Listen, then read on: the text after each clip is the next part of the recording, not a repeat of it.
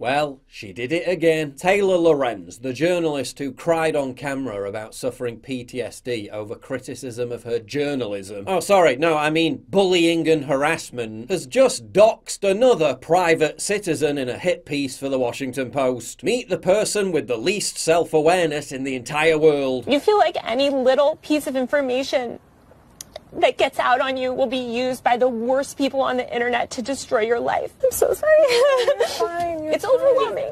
It's really hard. Her latest cry bully target: libs of TikTok. Yeah, Taylor's latest courageous act of intrepid journalism was to stalk and track down the family of the owner of the libs of TikTok account in an attempt to dox her identity. Lorenz proudly informed Ron DeSantis' press secretary how she was planning to expose the woman behind the libs of TikTok account. Expose her for what? All she does is post videos of leftists inanely ranting on TikTok. If your ideology is so progressive, tolerant and wise, why is it necessary to weaponize a huge legacy media outlet owned by a literal billionaire to target someone merely for amplifying that ideology? Quote, several teachers have been fired as a result of being featured on the account. But wait, according to you lot, cancel culture doesn't exist. According to them, whenever the mob gets a conservative fired, it's just taking responsibility for their words and actions. How is that any different from the role performed by libs of TikTok? No, it's not okay when you do it. Taylor Lorenz is about to expose the private citizen behind some anonymous account on Twitter, and when people criticize her for it, she and her friends will claim Taylor is the real victim, and anyone criticizing this type of journalism will be guilty of causing her trauma. Only the narcissists in corporate media could take someone who grew up in Greenwich wealth and Swiss boarding schools, who regularly harms the lives of ordinary citizens with their massive journalistic platform,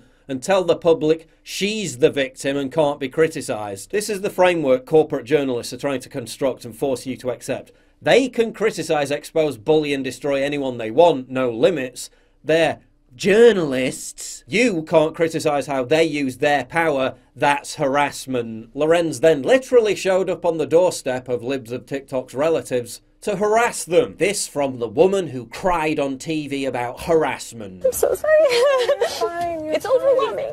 It's really hard. This from the woman who literally tweeted, quote, doxing, stalking, trying to hurt and smear people's loved ones, threatening them. It's not okay in any situation, but it's okay when we do it. It's okay when it's being published in a billionaire-owned corporate media giant. Taylor Lorenz, mean tweets. Taylor Lorenz, showing up to people's homes and calling their family because of an anon Twitter account. Virtually the entire article that Lorenz then published in the Washington Post, exposing libs of TikTok's name and location, is just whining about how effective the account has been in derailing the groomer agenda. Oh, but it's to protect the alphabet people, who are apparently so downtrodden they require anyone who makes fun of them to be made an example of by one of the most powerful institutions in America. Oh my god, so downtrodden. Lorenz's previous greatest hits include exposing the identities of Pamela Geller's young daughters, who weren't even political, and who had been previously targeted, along with Geller herself, by Islamic terrorists. But remember,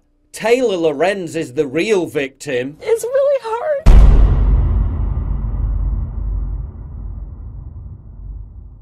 To get exclusive content, early access, behind the scenes stuff, and to personally interact with me, please sign up for my community at pauljosephwatson.locals.com. Link in description, and thank you for your generous support.